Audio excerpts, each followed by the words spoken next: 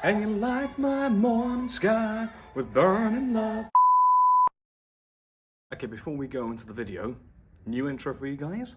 Hey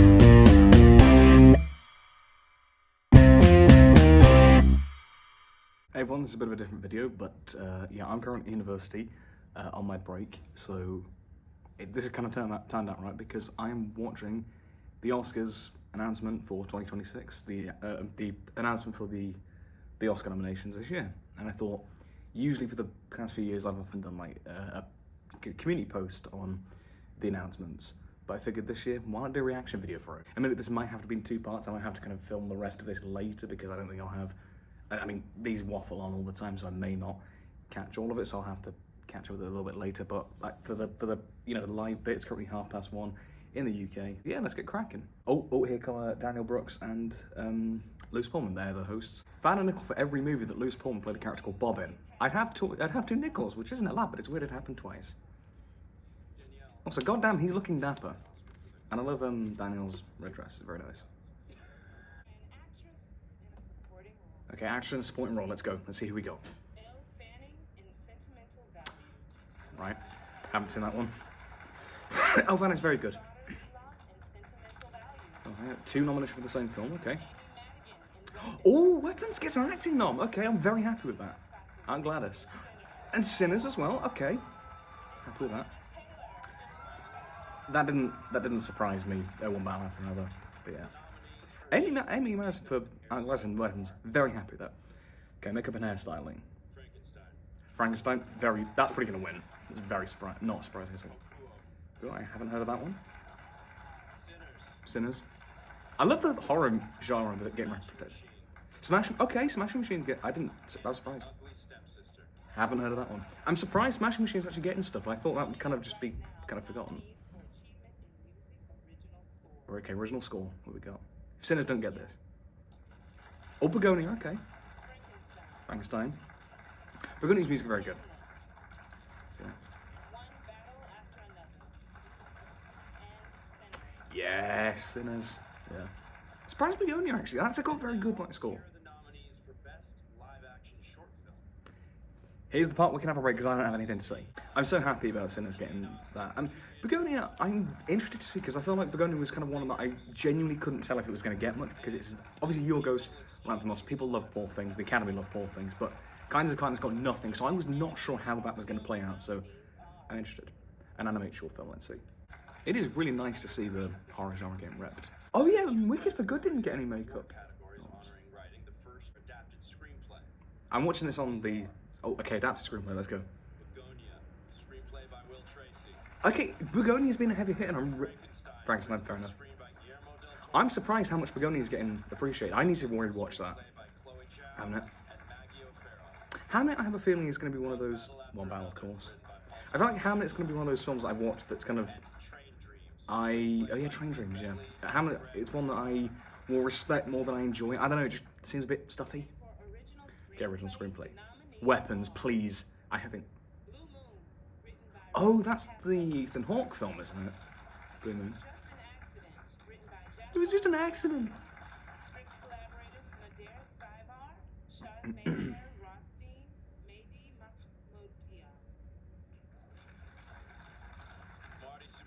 Marty Supreme, oh yeah.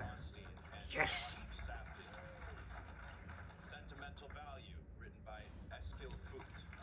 And Sinners.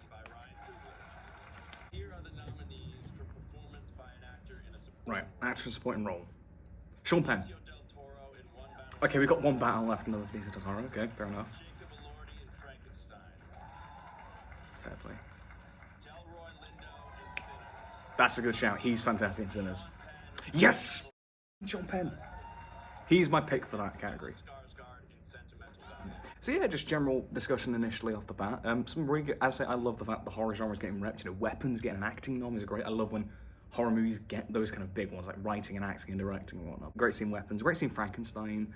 I was going to say it's weird having obviously Frankenstein's monster, the titular character, being a supporting role, you know, historically, but that is how it is. But yeah, very, very worthy winner that would be. Although in that category, I would want Sean Penn to win. He was my pick for that. It's also really nice to see a lot of like the heavy hitters. You know, a lot of the frequently you often find a lot of the heavy hitters for awards films tend to be ones that people haven't really heard of or seen. But you know, Sinners, Frankenstein, Weapons, One Battle After Another, Mighty Supreme.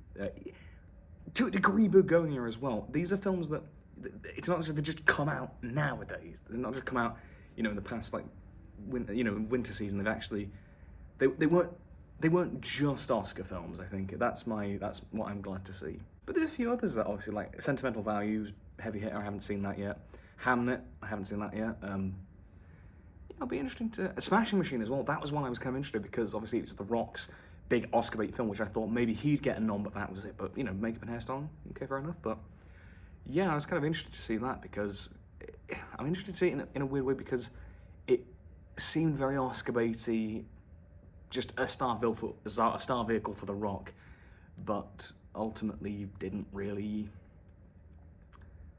make much of a splash when it came out back in like October. I remember. I remember when it came out. I think it was the weekend I was doing All Shook Up, so it was like early October. So I didn't get the chance to see it. And I think on that weekend I also watched Uncut Gems, which is another Safdie film. Justice for Delroy. So yeah, he was a great pick for supporting actor because he was really great. It would have been nice to see Miles Canton, obviously a very young performer. Would have been nice to see that, but yeah. I'm just hoping that Michael B. Jordan gets something because I honestly think he'd be great. I think just the dual personality role of you know the Smokestack Twins in that film, I think that would be a really great thing to honor by the Academy. Okay. The casting category. Okay, this is interesting. The first time this is here. Let's see how this goes. Right. Nina Gold. Mighty Supreme. One Battle After Another. Okay. Secret Agent. Yeah. Nice. Okay, that just kind of feels like I was having a conversation with somebody about the casting category. It would just kind of feel like just nominating all the big Best Picture nominees. That's kind of how it feels. Oh, Avatar gets his first Oscar nom. I knew he was going to get something. Frankenstein, yeah. Hamnet. Could Wicked get anything? Mighty Supreme. And Sinners. Wicked's not getting anything. Man, it is being snubbed. But yeah, I was waiting for Avatar Fire and Ash to get something. Okay, original song, K-pop, here we go. Oh, that another Diane Warren song. Golden. That's brilliant. Fantastic. Yeah.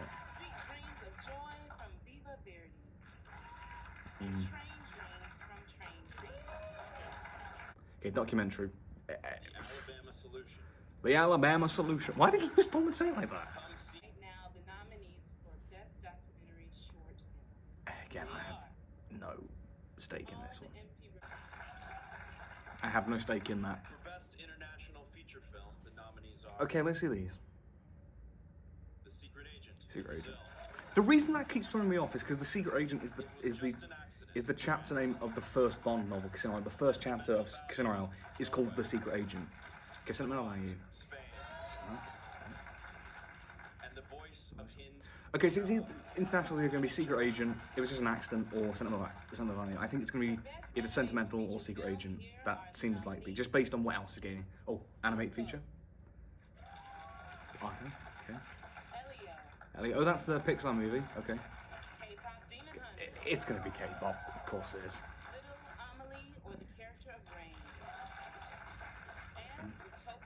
Okay, yeah, K-pop and Zootopia are the only ones I've seen. I would have liked Bad Guys too, but it was never going to get anything, which is a shame. Production Design, let's go. What have we got?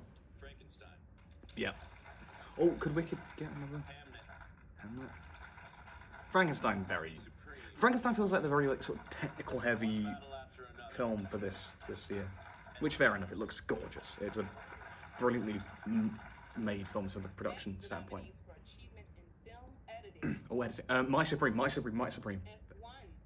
Oh yeah, F1. Yeah, I forgot about that film. Mighty Supreme. There we go. That's my pick. Easy winner. If Mighty Supreme don't get it, I'm gonna be pissed. Yeah. I forgot about the F1 movie. I was gonna go see that with my mom, and we were like, we never ended up watching it. Here are the nominees. It was like summer though, so being in a hot cinema was. F1, F1 makes sense for a sound, sound. Frankenstein. Mm-hmm. One battle after another. Sinners Yeah. and Sirat. Surprised that Mission Impossible, Final Reckoning wasn't sort of, because I know that was up for a few. Oh, VFX. Let's see what we got. Avatar, Fire and Ash. No brainer. Of course, it was going to get that. F1, F1 again. Jurassic World, Rebirth. What the shit? That's not an Oscar-nominated movie. And Sinners. Sinners Go- Sorry, Jurassic World Rebirth. How is that here? But like, Here are the nominees for how's that here? But like, Mission Impossible, Thunderbolts, Fantastic Four, Superman. So how's Superman not get that? Come on. Anyway, cinematography. Cinematography. I'm gonna say One Battle After Another for this. Yeah, that would be my pick for cinematography. Just for that car chase alone, it deserves it, I think. Train Dreams. But yeah, all worthy. But I think for me, One Battle is the most. For performance by an actor in a leading role. Right, Michael B. Jordan, Timmy Chalamet. Nominees are Let's see what we got. Timothy Chalamet and Marty Supreme. I think it could be him, possibly. Leonardo DiCaprio Oh, yeah. in One Battle After Another. Who was his Ethan best Hawke Oscar? in Blue Moon. Ethan Hawke, yeah. Michael B. Jordan in Yes. Yeah. and Wagner Moura in The Secret. Very good selection there. Very good. It's either Timmy or By an Michael for me. actress in a leading role. The nominees are Right. Jessie Buckley in Hamnet, No surprise, she's the front runner. Rose Byrne in If I Had Legs, I'd Kick You, What kind of movie title is that? Kate Hudson in Song Sung Blue, Oh yeah, that's a film that exists. Renata Grinesva in Yeah. Sentimental Value, Oh, so Emma Stone's. Stone in Begonia, Oh, Emma Stone beginning. That's interesting that she got that, because I wasn't sure if she would get that, to be honest. Directing. Chloe Zhao, Hamnet. Okay. Better than Eternals, Josh probably. Safdie, Marty Supreme. Okay. Good choice. Thomas Anderson, One Battle It's probably gonna go Paul Thomas Anderson, isn't it? One Battle's gonna be the. Trier, Sentimental Value. And Ryan Coogler. There we go. Yeah. It's nice to know some of these films, actually. Best Picture time, baby. Films nominated for Best Picture Right, are here we go. Begonia, Ed Gein I am surprised that's in Best Picture, to be honest. Genuinely. Stone and Lars Knudsen. Okay. Producers. I like how they've done it, actually, with the still from film. F1, Chad Omen, Brad Oh my god, F1 as well? Again, I did not expect that. I mean, it's Kaczynski who got Top Gun Maverick, so I can see it. Frankenstein, Frankenstein? Toro, J. Miles Dale, Okay. and Scott Stuber, producers. Hamnet, Liza Marshall, Makes Rupert sense. Harris, Nicholas Gonda, Steve God, it's nice to know these films for once and not, Marty Supreme, My Supreme. Eli Bush, Ronald Braunstein, Josh Safdie, Anthony Oh yeah, Timothy Chalamet, if that wins, he could get an Oscar for producing the film, couldn't he? One Battle After Another. The- Adam Sandler, the likely pick, probably. Thomas Anderson producers. The Secret Agent, That one. Emily, I'm interested to check that one, to be fair. It looks interesting. Sentimental Value. Maria Ekerhart and Andrea Bertinson Otmar producers. Sinners, Yes. Lindsay Kugler, Hang on. Sev Ohanian, If Weapons gets, that's going to be insane. And Train Dreams. Oh yeah, Train Dreams, yeah. Teddy Schwartz, I was thinking, is Weapons going to get? It was like obviously alphabetical. I was like, is Weapons going to get in? But yeah, Train Dreams, I forgot that. Yeah, but that is a solid Best Picture lineup, actually. Yeah, Begonia, F1. Yeah, I'll go over it in a second. But yeah, these two are really good actors. I got to say, they're really good. Give Danielle Brooks more than just a Minecraft movie. Come on, she's better than that. So yeah, first of all, I was able to get that in my entire break, which was quite cool. But also, yeah, I'm going to just kind of talk about the Best Picture lineup. I'm kind of giving my thoughts on a lot of the other films. But, so we've got Begonia, F1, Frankenstein, Hamnet, Mighty Supreme, One Battle After Another, The Secret Agent, Sentimental Value, Sinners, and Train Dreams. That is a very solid lineup. And the main thing I've been saying is that I really like the fact that we've got films that are maybe unconventional, films to go for, you know, for Best Picture. Like Begonia, I did not expect, and I was, you know, even though I didn't fully love it, it was more because of when I watched it. Like, if I watch it again, I could see myself loving that film. It has some solid genre films like Frankenstein and Sinners for the horror genre. One Battle After Another, obviously, you know, quite a big, hitter these days, but obviously, you know, it's an action thriller, you know, it's not a conventional Best Picture winner. Marty Supreme, obviously, kind of on the surface seems like a bit of a generic sports biopic, but it's a lot more crazier than that. Seeing F1 here, you know, I did not expect that to get a Best Picture win, or Best Picture nomination, sorry, but you know what? Fair play, you know, it's nice to have a big, big blockbuster to get it as well as the, you know, the less well-known films. I've seen half of those, which is insane. Usually I've only seen like one or two of them. I've seen literally half of them, which is kind of bonkers, but I love that. I love the fact that it's getting recognised. And this is what I've been talking about with some of my other Oscar videos recently, you know, the past few years. I've been feeling a shift. I would say ever since the pandemic ended, I would say since the 2023 ceremony where Everything Everywhere won and Top Gun Maverick and, you know, that year. Since then, I feel like the Oscars have been becoming a bit more accessible, where there are more films that people are aware of, you know, have been aware of, and that's just nice to see. You know, I will be checking out, obviously, F1. I'll check out Hamnet, and even though it doesn't seem like it'll be particularly my thing, but I'll give it a shot. That's some of the other ones, like, you know, The Secret Agent looks quite interesting, Train Dreams, something like that. You know, I also like the fact as well, we've got more, you know, than just one international feature in Best Picture, you know, because historically you would just get one of them, and it's like, well, that's obviously the one that's going to win, but, you know, Secret Agent and Sentimental Value, it could be either one of those. I can't really, I'm thinking Sentimental Value, but I don't know, and that's exciting when you don't know the outcome. So yeah, that's my little reaction to the Oscars. And what do you think of all these? And let's get prepped. Obviously, if you want to be aware as well, on the Double Feature podcast that me and Mr. L do, we will be doing yet again another Oscars episode when it comes around, when the ceremony comes around.